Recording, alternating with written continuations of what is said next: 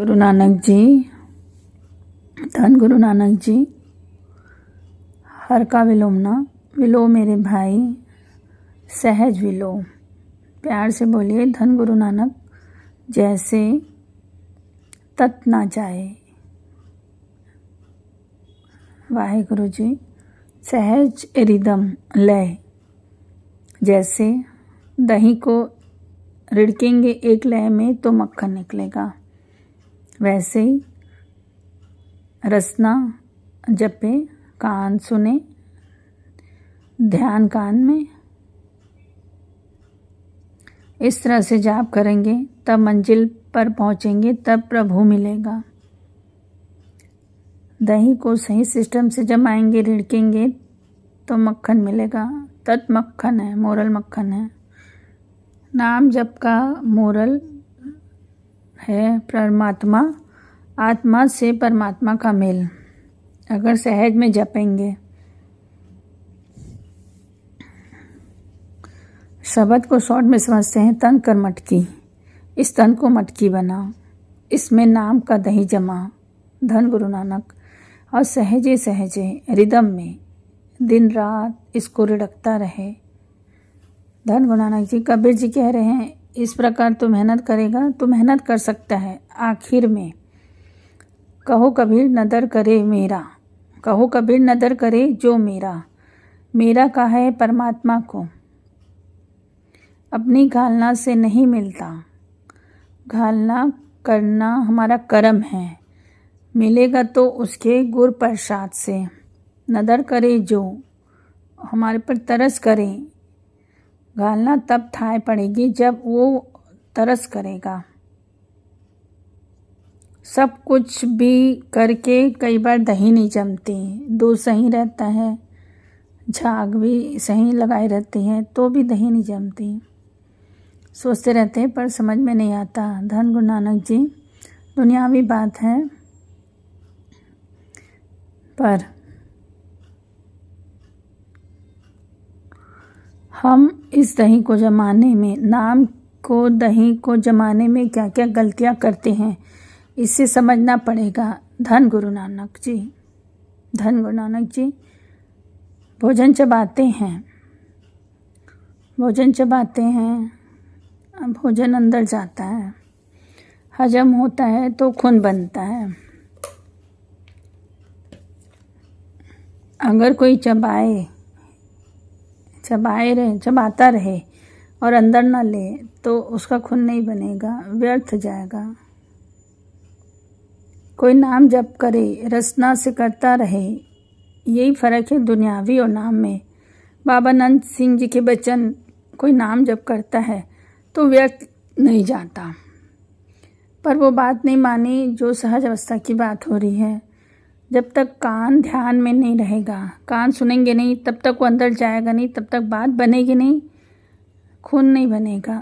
अगर कोई नाम रसना से जप रहा है, पाप तो मिट जाते हैं। दुनियावी चीज़ें भी मिल जाएंगी, दुनियावी चीज़ें भी मिल जाएंगी। अगर आप मन लगा के नाम नहीं जपोगे तो भी दुनियावी चीज़ें पीछे पीछे आएंगी। मगर परमार्थ को पाना है तो जब तक मन नहीं लगाओगे, परमात्मा नहीं मिलेगा। वो सब कुछ देगा नाम जप के, मगर खुद नहीं मिलेगा। हमेशा के लिए भिखारी बने रहेंगे। धन गुरु नानक जी। राजा को नहीं पा पाएंगे। वाहेगुरु वाहेगुरु।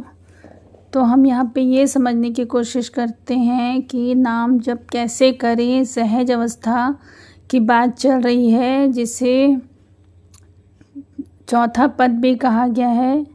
हम विचार करें चौथे पद की, मगर हम चौथे लाभ की, मगर हम चौथे प्रहर में भी उठने को तैयार नहीं हैं। धन गुरु नानक जी। अमृत वेला चौथा प्रहर होता है तो हम क्या करते हैं, 4 दिन उठते हैं फिर सो जाते हैं। हमारा रूटीन नहीं बन पाता है। क्योंकि हमको ज्ञान नहीं है कि अमृत वेला से हमको क्या मिल सकता है, और हमारी लाइफ आधी ऐसी चली जाती है। अमृत वेला थोड़े दिन उठते हैं, फिर वो रूटीन डिस्टर्ब हो जाता है। ऐसा क्यों? क्यों हमारा नुकसान है ये। जिनको ज्ञान नहीं है। बाबा खेम सिंह जी वचन क्या करते हैं, जो लोग दूसरों की निंदा क्या करते हैं, जो सत्संग नहीं करते, जिन्हें ज्ञान नहीं है, वो निंदा करें तो उसका कुछ नहीं जाता, क्योंकि उसका कुछ था ही नहीं। तरस तो उसके ऊपर आता है जो अमृत वेला उठता है, जागता है, मेहनत करता है, नाम जपता है, उसके बाद भी निंदा करके वह सब कुछ गंवा देता है। तरस उन पर नहीं आ रहा जो सो रहे हैं, तरस उन पे आ रहा है जो अमृत वेला बनाते हैं। अमृत वेला जिनका है, ज्ञान हो गया है, फिर भी गंवा लिया हीरा हाथ से। कमाल है बाबा जी। एक घटना है, बहुत प्यारी सी है। एक गधा चलाने वाला को हीरा मिल गया, सामान लेके जाता था गधे के ऊपर, उसको हीरा मिला तो उसने गधे के गले में टांग दिया और उसको अच्छा लगा। तो एक सामने से जोहरी आ गया और उसने कहा, अरे ये तो बहुत कीमती कीमती हीरा गधे के गले में टांगा है। तब जोहरी ने कहा, अरे इसको तो पता नहीं है गधे के मालिक को, अगर इसको बेच देगा मेरे को तो मैं तो करोड़ों रुपए कमा लूँगा। तब जोहरी ने कहा, अरे भाई ये हीरा मुझे दे दे। तो बोले, अरे ये मैं नहीं दूंगा, ये कांच का टुकड़ा मेरे गधे के ऊपर बहुत फपता है। तब जोहरी ने कहा, 8 आना दूंगा, ले मेरे को दे दे मतलब। तो गधे का मालिक ने कहा, नहीं मैं 2 रुपये दूंगा, 2 रुपये लूँगा। जोहरी कहने लगा, नहीं 8 आने से ऊपर नहीं दूंगा।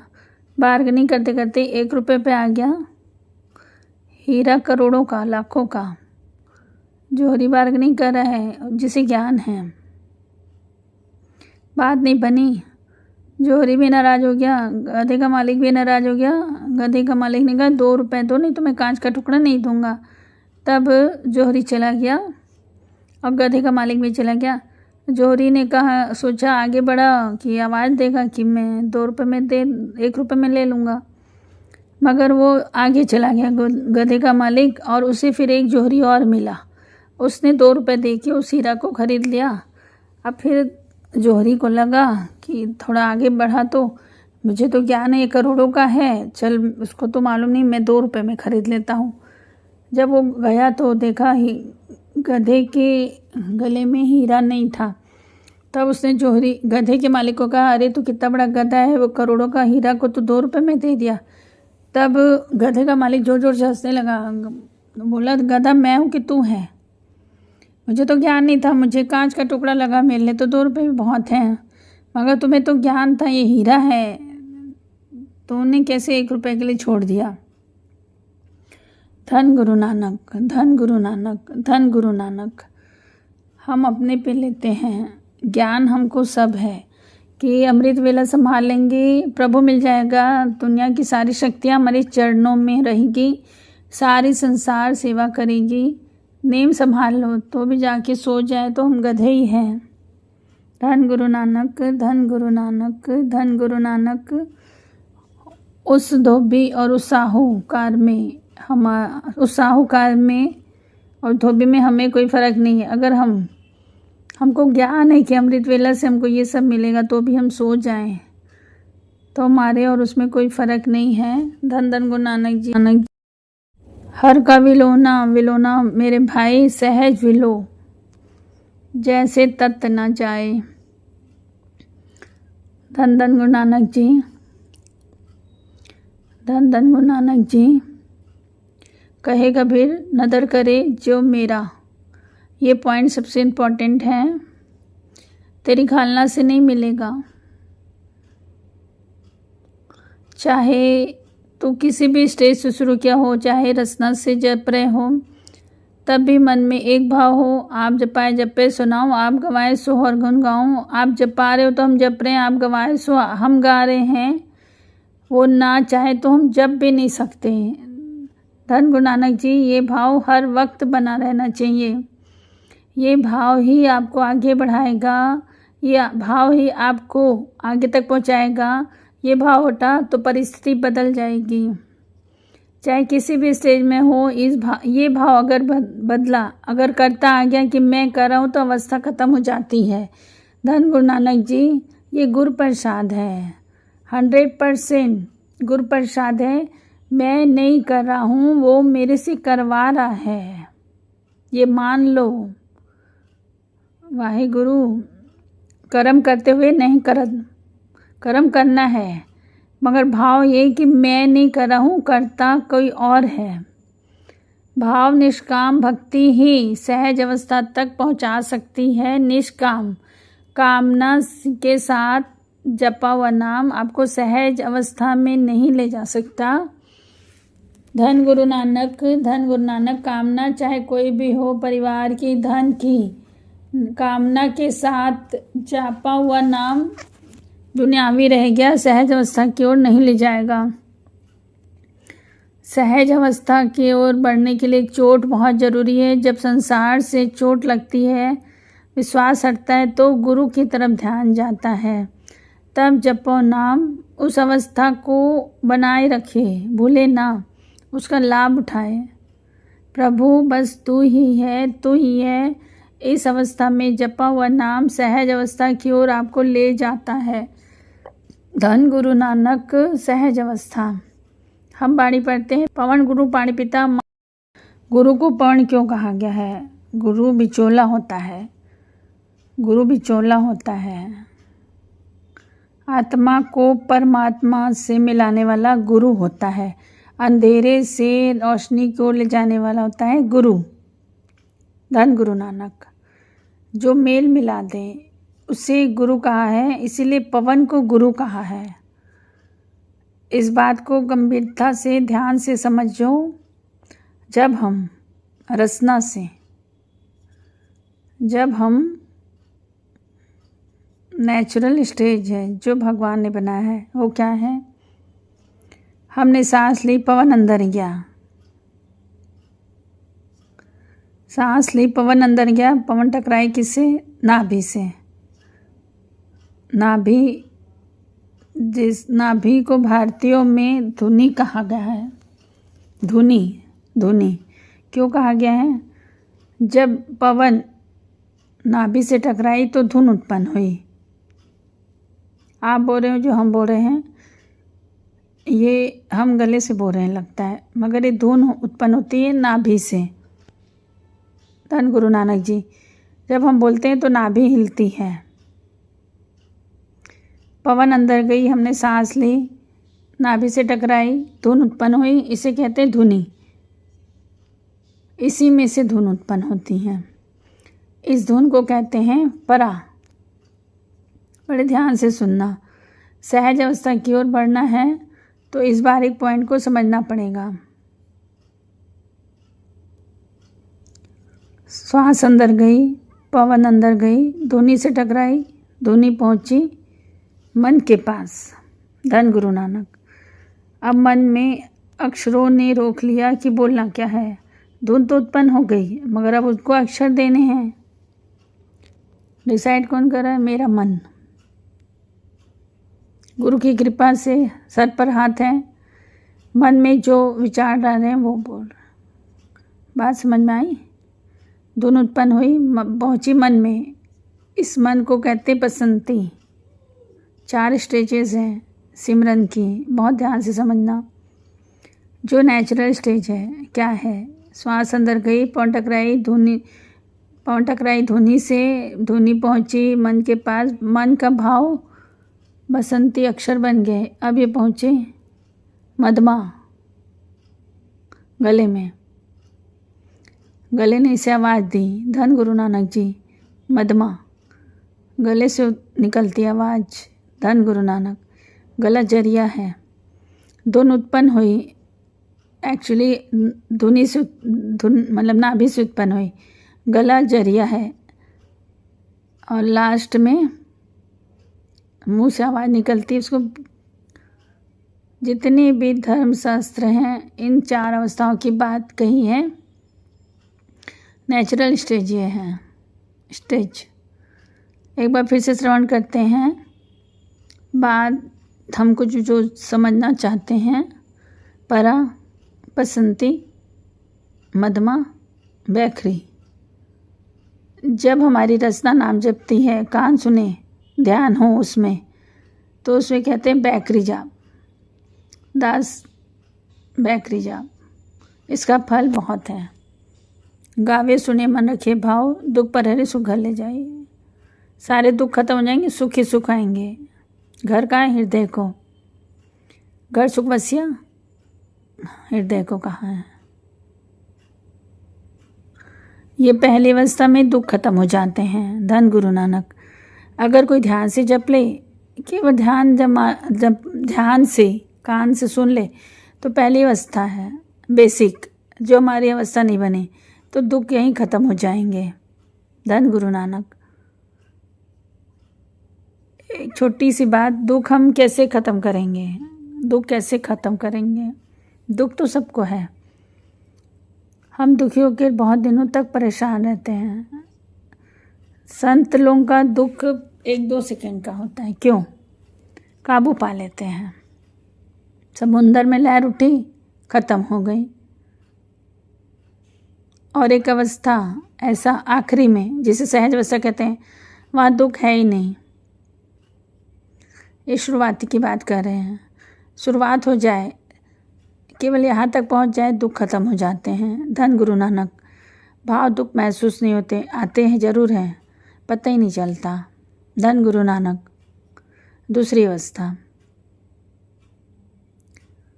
जब इंसान पहला स्टेज पार कर लिया, कान सुन रहे हैं, ध्यान वहीं पे है, बोल जबान रही है, जबान बंद हो गई, गले में सिमरन चल रहा है, होठ बंद हो गए, रसना भी बंद हो गई, सिमरन चल रहा है। इसे कहते हैं मधमा सिमरन। इसका फल 100 गुना ज़्यादा है जो मन में सिमरन करते हैं, मधमा में। उसके बाद सिमरन चलता है सांसों में, ध्यान देके हृदय में। उसके बाद क्लास आती है, सांसों में ध्यान देते हैं। इस क्लास के आगे तो बसंती पर सिमरन शुरू होता है। जैसे बसंती पर सिमरन शुरू होता है, रिद्धि सिद्धियाँ आके आपके सामने खड़ी हो जाएंगी, शक्तियाँ हाथ जोड़कर खड़ी हो जाएंगी। 99% लोग जो नाम जपने के लिए जपते हैं, जो उद्देश्य रखते हैं प्रभु को, यहीं पे आके वो हार जाते हैं, टूट जाते हैं, यहीं पर अटक जाते हैं। बस रास्ता पकड़ा था प्रभु को मिलने का, यहीं पे अटक गए, चेले चपाटे बना लिए, दुनिया पूछने लग गई, आगे पीछे लोग घूम रहे हैं, लोग मिलने के लिए तरस रहे हैं, वो गिफ्ट ले लेके खुश हो रहा है। धन गुरु नानक जी माथे टिकवा रहे हैं, वाह वाह हो रही है, प्रसन्नता हो रही है, यहीं पे आके ख़त्म हो गया, प्रभु तक पहुंचा नहीं। इसीलिए दास बता रहा है, गुरु मेहर करे, एक दिन हमको ये अवस्था पाना है, हमको ज्ञान हो कि इस अवस्था में आके हमको यहाँ रुकना नहीं, अटकना नहीं है। बाबा नंद सिंह जी के वचन हैं कि अमृत वेला का समय, सामने शक्तियाँ आके खड़ी हो गई बाबा नंद सिंह जी के पास, परेशान हो गया, आप जाओ यहाँ से, आप हो जा। वो बोल रहे हमको हुक्म दो, हम नहीं जाएंगे, किसका क्या अच्छा करना है, किसी का क्या बिगाड़ना है। बाबा नंद सिंह जी दौड़ पड़े हरनाम सिंह जी के पास, मुझे बचाओ, मत्था टेक के बोले बचा लो बाबा जी मेरे को। क्या हरनाम सिंह जी बोले क्या हुए? शक्तियाँ आके खड़ी हो गई, नाम जपने नहीं दे रही हैं। तो हरनाम सिंह बोले क्या हुआ, यही सब तो चाहते हैं क्या? तो बढ़िया है बोले। तो बाबा नंद सिंह जी बोले हमको ये शक्तियाँ नहीं चाहिए, मेरे को शक्तियों का मालिक चाहिए। वाह वाह बाबा जी वाह, हम लोग को भी ऐसे बना दो बाबा जी, हमको भी शक्तियाँ नहीं चाहिए, हमको आपसे मिलना है बाबा जी। हरनाम सिंह जी कहते हैं कि दुनिया इनसे भागती है, आप इनसे भाग रहे हो। धन गुरु नानक जी, हरनाम सिंह जी बहुत प्रसन्न हो गए। आप मुख से जो बोलोगे वो पूरा होगा, लोग आपके पीछे पड़ जाएंगे, बस यहीं पे रुक जाओगे, नहीं तो अभी सहज अवस्था आई नहीं है, सहज अवस्था भी बहुत दूर है। आखिर में 4थी स्टेज है, जो धुन है, वो धुन चले जाती है नाभि में। नेचुरल स्टेज है, नाभि से धुन सुनी शुरू होती है और लास्ट में वो नाभि तक ही जाती है। इस इस सिस्टम को जो उल्टा करके कर दे, जो मुख से शुरू होकर नाभि तक पहुंच जाए। जो भगवान ने सिस्टम बनाया है, हम मेहनत करके फिर रचना से हमको धुनी तक पहुंचाना है।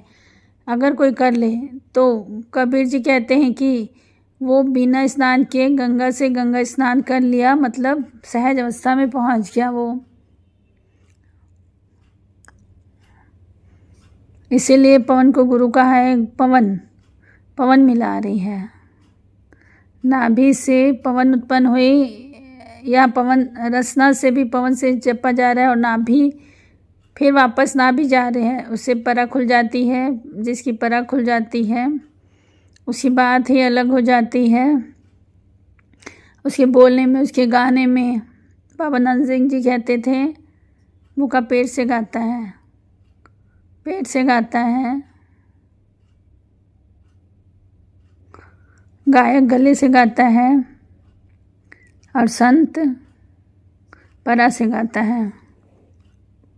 धन गुरु नानक, जिसकी सूरत भगवान से प्रेम में जुड़ गई, जब वो गाता है तो दुनिया बैठती है। धन गुरु नानक, धन गुरु नानक, धन गुरु नानक। संग अत्तर सिंह जी हुए, संत अत्तर सिंह जी जो हुए, 40 दिन बड़े बड़े रागी प्रचार कर करके थक गए कि जुड़ो सिख धर्म से। मगर जब संत अत्तर सिंह जी से विनती की, तब तो पूर्ण संत अत्तर सिंह जी से प्रार्थना की। जाके उन्होंने 20 मिनट चिमटा पकड़ के, कोई साज नहीं, बस गाया, तो मैदान हरा भरा पड़ा था। बताओ, ये पूर्ण संत गुरु जी का मतलब ये महत्व है। क्या अंतर था उनके गाने और परा खुली हुई है, सूरज जुड़ी हुई है निरंकार से। अपना कुछ है नहीं, करता भाव है नहीं, जो कुछ करेगा तू ही करेगा बाबा। ये भाव जब आ जाता है तो फिर वो गुरु वरतता है, इंसान नहीं वरतता। गुरु की कला वरतती है। वाहेगुरु जी सतनाम जी, वाहेगुरु जी सतनाम जी। और अगर हम जैसे किसी को जोड़ते हैं, अगर हम जोड़ते हैं इसी चीज़ से, तो बहुत अच्छी बात है। मतलब हम कोशिश करेंगे, जोड़ने वाला तो वो ऊपर बैठा है। इस बात को मन मान के चलो। जोड़ेगा गुरु, आप अरदास करो, वचन मानना कि बाबा जी मैं कोशिश कर रहा हूँ, कोई जुड़ेगा तो वो आपकी मेहर होगी, कला शक्ति गुरु नानक की वर्तेगी। जहाँ पे कर्ता भाव आ जाए कि मैं जोड़ रहा हूँ, तो इसको अंदर से ख़त्म करना है। बाबा जी इसको अंदर से ख़त्म कर लो, इस बात को लिख लो। हम नहीं जाप सकते, हम नहीं गा सकते, हम कुछ नहीं, हमारा कुछ अपना है ही नहीं। वाहेगुरु जी की मेहर है, आप समझ लेना। आप जाप रहे हो तो आपके ऊपर वाहेगुरु की बहुत बड़ी मेहर है, बहुत दया है आपके ऊपर। इस बात को जिस दिन आपका मन, हमारा मन स्वीकार कर लेगा, उस दिन वाहेगुरु आपके ऊपर, और वाहेगुरु आपके अंग संग रहेंगे। बस आप ये कर्ता भाव हटा दो। वाहेगुरु जी सतनाम जी, वाहेगुरु जी सतनाम जी, वाहेगुरु जी सतनाम जी, वाहेगुरु जी सतनाम जी, वाहेगुरु जी सतनाम जी। अगर आपको अहंकार आ जाता है कि मैं जोड़ रहा हूँ लोगों को, तो फिर तो जो आपके पास होगा वो भी आपका ख़त्म हो जाएगा। अगर आप ये सोच रहे हो मैं गा रहा हूँ, मैं जाप रहा हूँ, लोग जुड़ रहे हैं, अगर ये कर्ता भाव रहा तो आप कहीं नहीं पहुँच पाओगे। आप ये बोलोगे कि वाहेगुरु जब पा रहे हैं, तब सही मायने में आप गुरु नानक जी के निर्णय हो। नहीं हमारे हाथ में नहीं है। आप जब पाए जब पे सुनाऊं, आप गवाए सो हर गुन गाऊं। ये सच है, ये सच है। हम इतनी देर कहाँ बैठ सकते हैं, मगर वो जब उसकी मेहर होती तो हम बैठ सकते हैं। वो कर्ता पूरक है, कर्ता पूरक है वो। तू ही तो एक ऐसा समय आएगा कि तू ही है, तू ही है, तू ही है। जब अपने में और बाबा जी में आप कोई अंतर नहीं करोगे तब आपको कुछ प्राप्त होगा। तू ही है, तू ही है, तू ही है, तू ही है, तू ही है, तू है, तू है, तू ही है।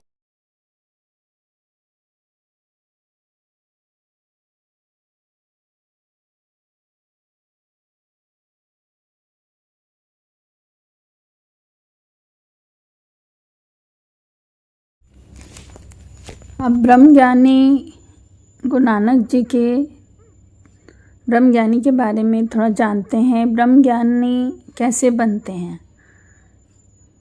हमको तो कुछ ज्ञान नहीं है, नॉर्मल ज्ञान भी नहीं है।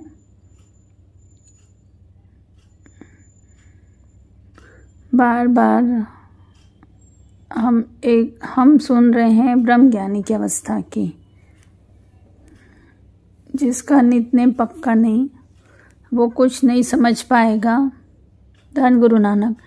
एक कान से सुनोगे, दूसरे कान से बाहर जाओगे, मन तक नहीं पहुँचेगा। अगर इस ज्ञान को, गहराई को पकड़ना है तो जो दो चीज़ें बहुत ज़रूरी है। ये गुरु अर्जुन देव जी के वचन हैं। पहला, धन गुरु नानक जी, गुरु अर्जन देव जी कहते हैं, भाई गुरदास जी ने भी अपने वारों में प्रमाण करते हैं, अगर ब्रह्मज्ञानी की अवस्था में पहुंच सकना है, यानी वाणी के गहरे अर्थों को समझना हो, तो दो गुण होना बहुत ज़रूरी है। का पहला गुण नित्य पक्का हो, जो नेमी हो। सूरज निकले ना निकले वो उठे, ऐसा नेम। दूसरा, माता पिता का सत्कार करता हो। जो इंसान कितना भी जप ले, जो अपने माता पिता का सत्कार न करे, वो ब्रह्मज्ञानी क्या कॉमन ज्ञान भी हासिल नहीं कर पाएगा। धन गुरु नानक। ये लाजमी बताया गया है, जितना नाम जपना जरूरी उतना माँ बाप का सत्कार भी करना बहुत ज़रूरी है। धन गुरु नानक, धन गुरु नानक। बात धन गुरु नानक। इस गुरु नानक जी कहते हैं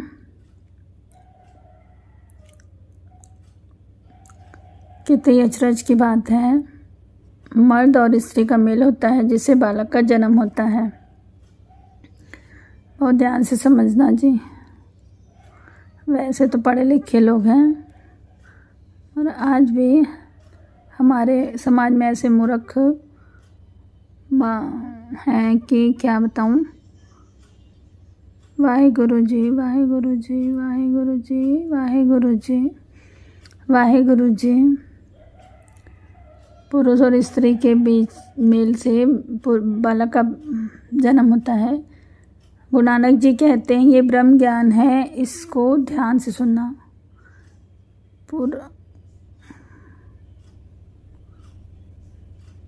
आदमी के क्रोमोसोम से स्त्री का जन्म होता है, धन गुरु नानक। और वही स्त्री एक समा डाल के मर्द को जन्म देती है, धन गुरु नानक। इसको गहराई से पकड़ना, बात का मतलब कहीं और मत ले जाना। दुनियावी पहलू से समझा रहे हैं। स्त्री और मर्द का मेल होता है,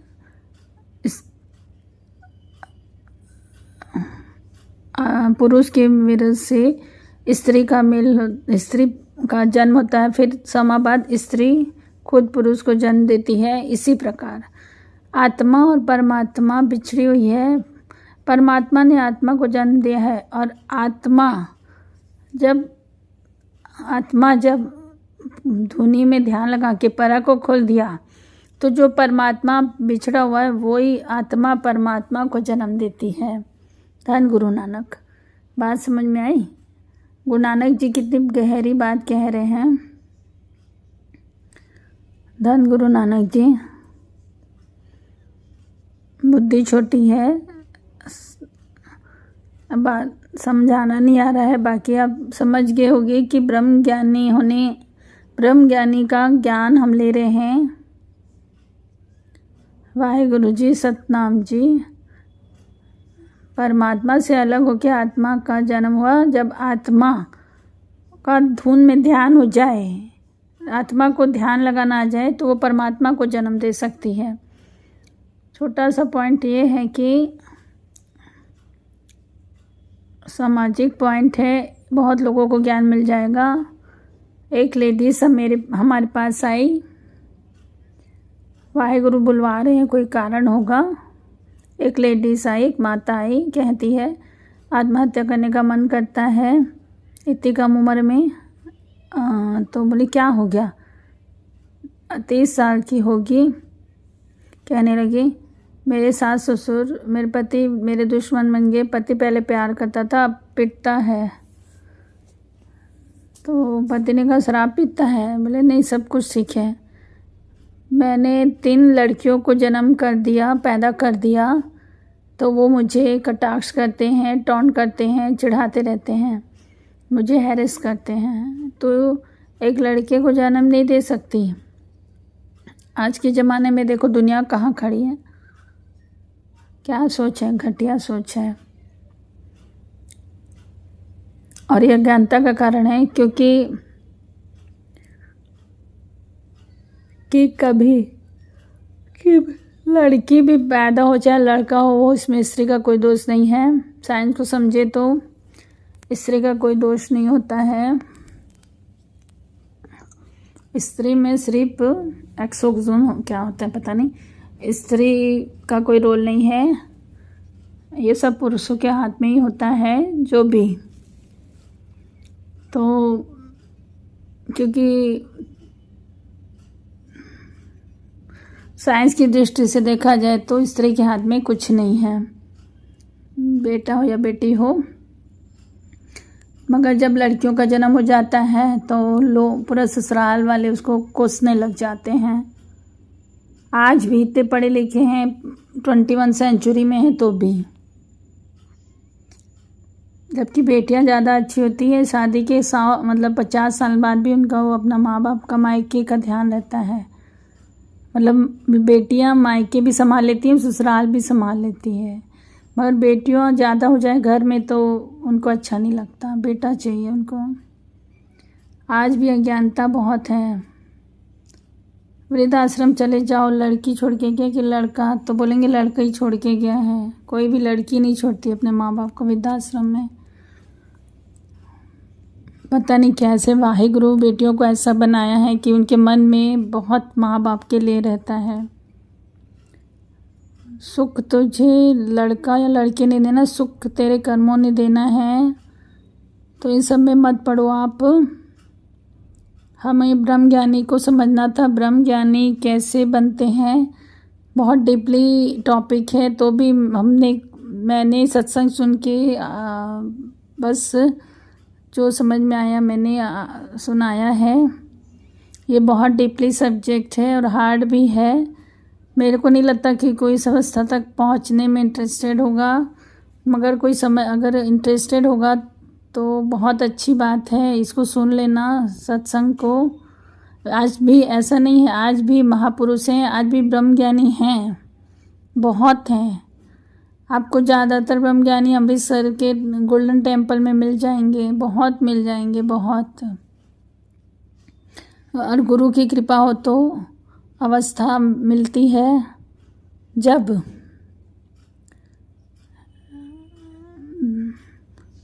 बाबा जी अवस्था बख्शते हैं तभी अवस्था होती है। वाहेगुरु जी सतनाम जी, वाहेगुरु जी सतनाम जी, वाहेगुरु जी, वाहेगुरु जी सतनाम जी, वाहेगुरु जी सतनाम जी, वाहेगुरु जी सतनाम जी, वाहेगुरु जी सतनाम जी। सहज अवस्था की पहले पड़ाव में क्या होता है? सहज अवस्था के सहज अवस्था की पहली पड़ाव ये है, आपको सिमरन, आप कैसे भी बैठे रहो, आपको सिमरन की आवाज़ सुनाई देगी। सिमरन शुरू हो जाएगा, अंदर चल रहा है, सूरत में शुरू हो गया पहला पड़ाव, पहली क्लास सहज अवस्था की। अभी तक जो खाना गाले थी, पहली क्लास सूरत में सिमरन शुरू हो गया।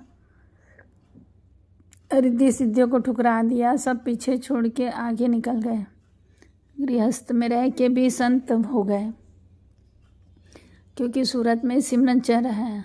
हमेशा प्रसन्नता, हमेशा पॉजिटिविटी। अब एक ऐसा समय आता है, वो सिमरन इतने ज़ोर से चलने लग जाता है कि बाकी सबको सुनाई नहीं देगा। ये पड़ाव आते हैं सहज अवस्था में, और लगेगा आदमी पागल हो गया है, खुद को भी लगता है। बाथरूम में गाते हैं ना, जैसे बाथरूम सिंगर कहते हैं। क्यों गाता है? क्योंकि मैं अकेला हूँ, मैं खुल के गाता है, और वो ऐसे हर वक्त बन जाती है अवस्था। उसका सिमरन इतने ज़ोर से शुरू हो जाता है कि वो गुरु से बात करने लग जाता है, भूल जाता है कि मैं लोगों के बीच में हूँ। धन गुरु नानक अपने आप को बार बार संभालता है, फिर संभालता है। ये स्टेज है, धन गुरु नानक, धन गुरु नानक। ऐसे गुरुमुख हैं दुनिया में, ऐसे गुरुमुख हैं, उनके दर्शन मिल जाए तो भी बहुत बड़ी बात है। शादी में भी खड़ा है, बैंड बजा है, मगर उसकी सूरत सिमरन में जुड़ी रहती है। धन गुरु नानक। आपको लगेगा शादी में खड़ा है, मगर उसकी आत्मा वहाँ नहीं है, उसकी आत्मा वाहेगुरु के चरणों में है, सूरत में है। उसका सिमरन इतने ज़ोर से चल रहा है कि उसे और कुछ सुनाई नहीं दे रहा है। ये अवस्था है। बातें करने लग जाएगा, फिर लोगों के बीच में बैठा हूँ, याद आता है, वाहेगुरु से बात करने लग जाएगा। फिर अचानक याद आएगा कि मैं तो लोगों के बीच में बैठा हूँ। और फिर एक पड़ाव ऐसा आता है कि इतना साउंड में सिमरन सुनाई देता है कि सिमरन भी इरिटेट करने लग जाता है। मन बेचैन हो रहा है, सिमरन बंद ही नहीं हो रहा है।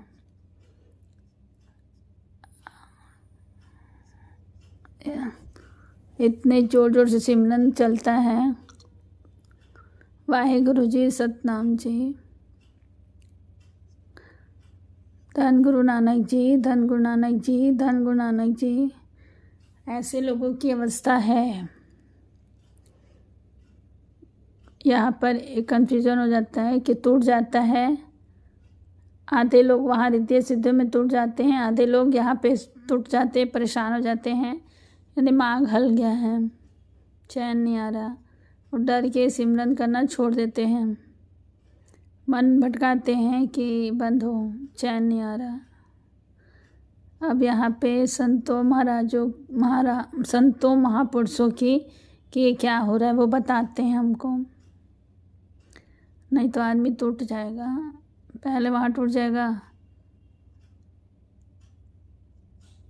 अब पूर्ण महापुरुषों की संगत प्राप्त नहीं तो कौन बताएगा कि आगे क्या होने वाला है। कोई भी टूट जाएगा, मगर जिसे संगत प्राप्त है,